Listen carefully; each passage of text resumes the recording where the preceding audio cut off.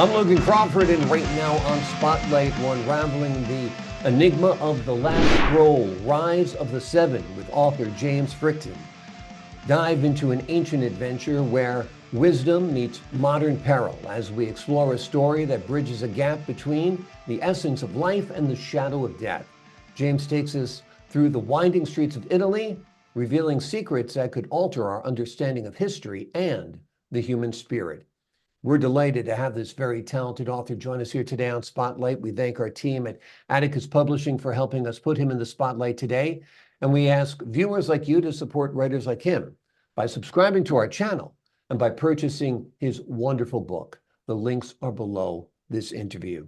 James, great to see you here today on Spotlight.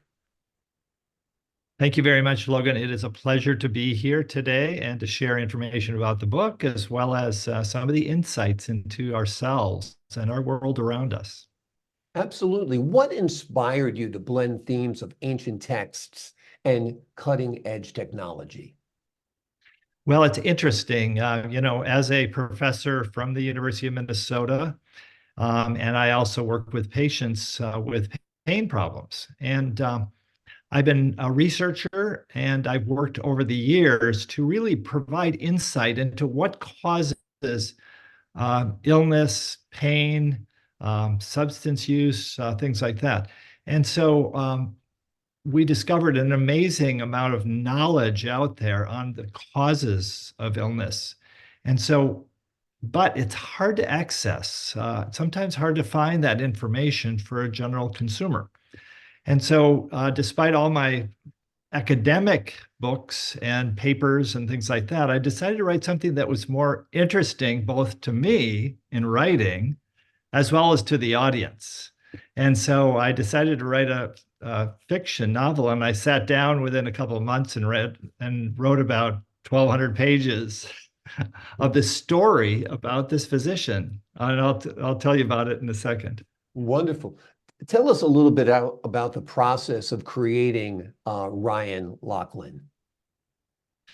Well, Ryan Laughlin is, a physician, and he is a primary care physician in Minnesota.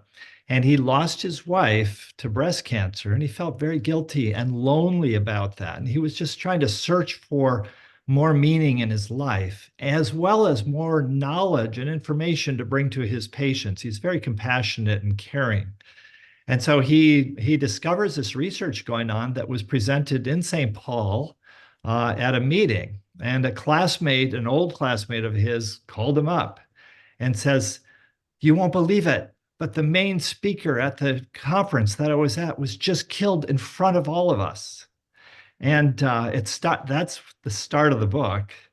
And then it was about, of course, this ancient knowledge that has many contemporary implications associated with it. And so that's why I sat down, and I'm very familiar with Italy. My wife is from Italy. And so I've toured Italy many, many times. It's a wonderful country, lovely, and sort of it got my imagination going. And the combination of this research, the Dead Sea Scrolls, the last scroll, and this, and some of the insightful information and predictions, coupled with my interest in creativity, just motivated me to sit down and write these books. Actually, it's a trilogy. So there's the first book is out, the second, and that's called The Last Scroll, Rise of the Seven.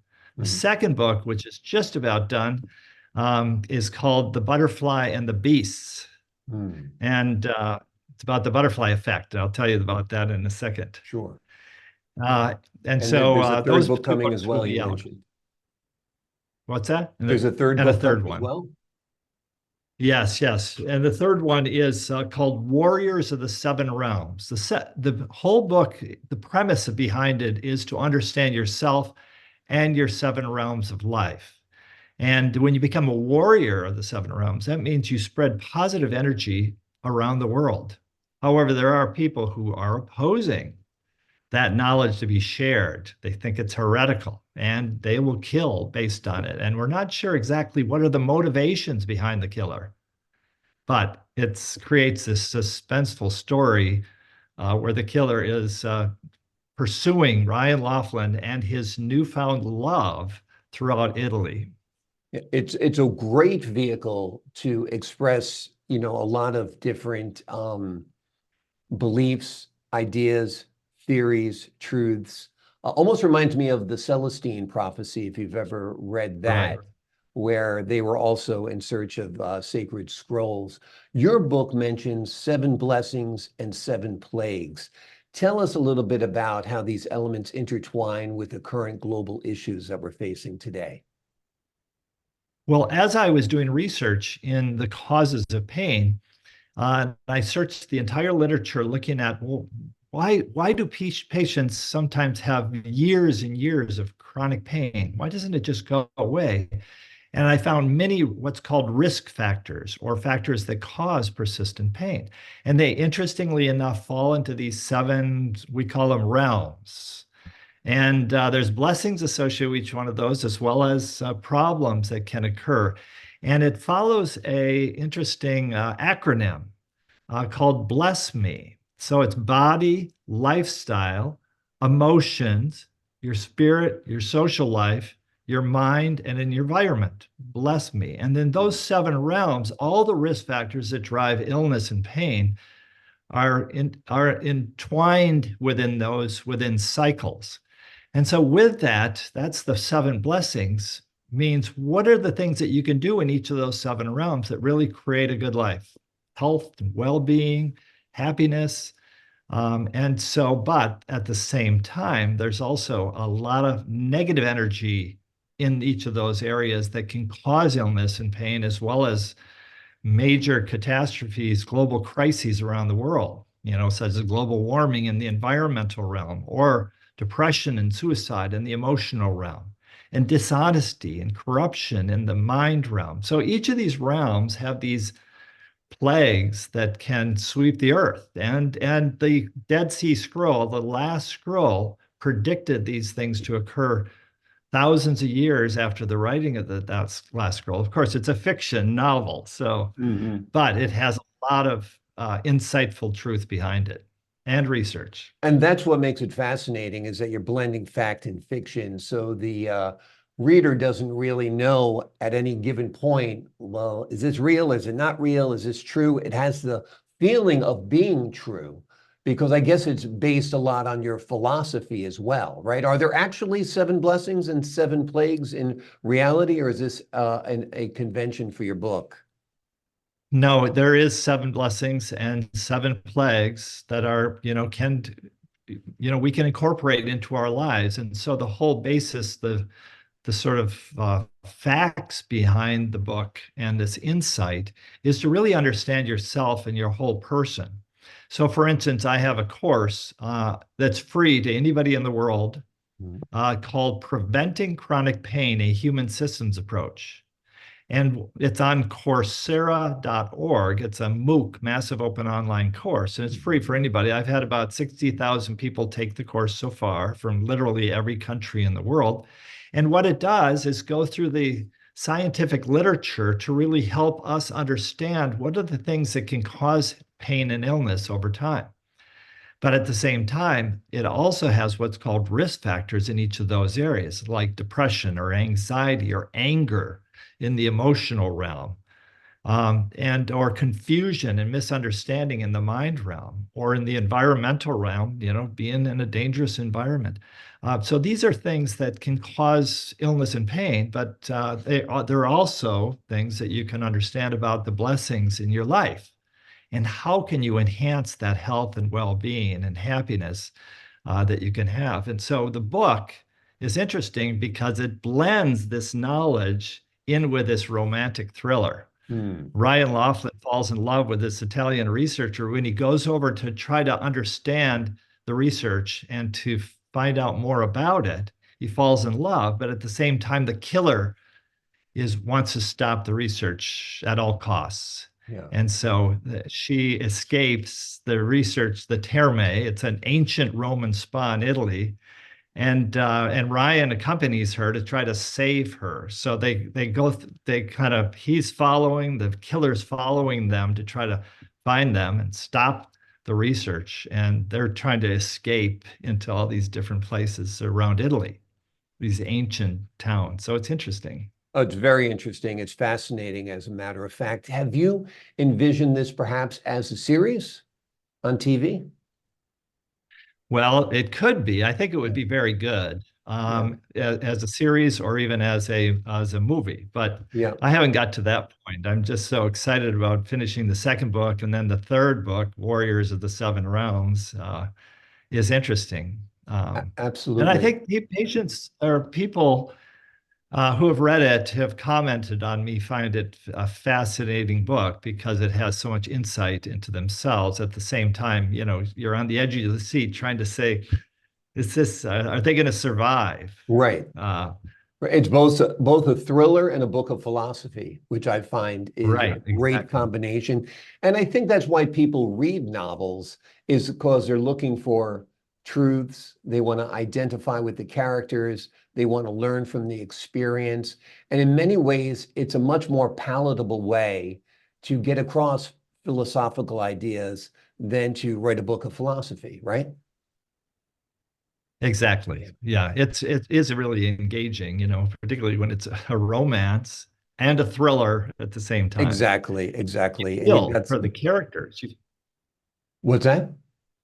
You feel emotionally for the Oh, characters when absolutely, you absolutely. You said were before you in wanted to such a tell us a difficult. little bit about the butterfly effect. Why don't you go explain that? This is when, if it's in South Oh, America, a butterfly flaps its wings, we feel the ripple up here in the north. Is that what? yes. Yeah. So you know about that. Yes, The important yes. thing to know about the butterfly effect, and it's a scientific fact. And so the energy that comes, and using the butterfly as just a sort of a paradigm of when you can, when a butterfly moves, there's a ripple effect. When we have positive energy or negative energy about us, it has a ripple effect around to the people around us, and eventually it impacts the entire world. And so we need to be aware of the fact that everything we do and how we interact with the environment around us and the people around us, we have an impact on them. And we can be positive or we can be negative. And that's why social media can be very positive, but it can also be a disaster too, because it might create negative energy around. And so we have to be careful about that. So the butterfly effect is, how do we ourselves improve our lives, do the right things to really have this positive effect around the world. And literally the world will change if 50% of the population sort of embraces some of these concepts. Like, for instance, a good example is negative emotions, depression, anxiety. The research that we did, or that I discovered online, that is part of the scientific literature, is that the most powerful sort of action you can do to improve your mood, your emotions, is creativity. It's Hmm. creative solutions, whether it's writing a book or painting or doing an interview, creating a television show, or gardening or cooking, whatever it is that drives your energy, gives positive energy and with creativity, and it'll spread to the people around you. Absolutely. So that's just one example of some of the sort of strategies that are talked about in this book. Absolutely. We can spread negative contagion or positive contagion, put out the positive vibes, like you said, have that butterfly effect that ripples positivity around the world rather than negativity. The name of the book is The Last Scroll, The Rise of the Seven. It is written by James Fricton. It's an amazing book. It's the first part of a trilogy. The other two books are forthcoming, and we can't wait. You'll get an adventure through Italy involving a heroic character and a love story. But in between this story of adventure and daring do, you'll find a lot of great ancient wisdom and philosophy as well. And it's highly recommended. James, thanks so much for joining us here today on Spotlight. Thank you, Logan. It's been a pleasure. Appreciate it very much. Pleasure's been all mine. To the folks at home, I'm Logan Crawford, thanking you for your time this time. Until next time on Spotlight.